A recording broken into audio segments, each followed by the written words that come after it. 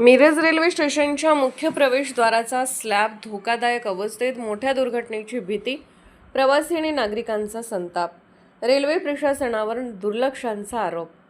Miraj railway स्टेशनच्या मुख्य प्रवेशद्वारावरील slab धोकादायक अवस्थेत असून तो कधीही कोसळण्याची भीती व्यक्त केली जात आहे.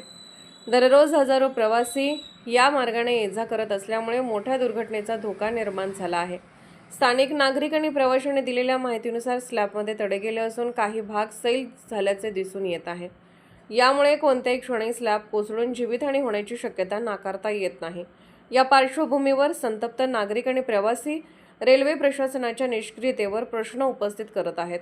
मोठी दुर्घटना घडल्यानंतरच प्रशासन जागे होणार का, असा संतप्त सवाल प्रवाशांकडून विचारला जात आहे.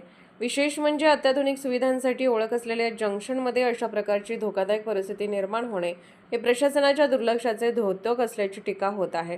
दरम्यान संबंधित अधिकाऱ्यांनी तातडीने पाहणी करून दुरुस्तीचे काम हाती घ्यावे, अन्यथा मोठ्या अपघाताची जबाबदारी प्रशासनावर राहील, अशी मागणी स्थानिकांकडून व्यक्त केली जात आहे.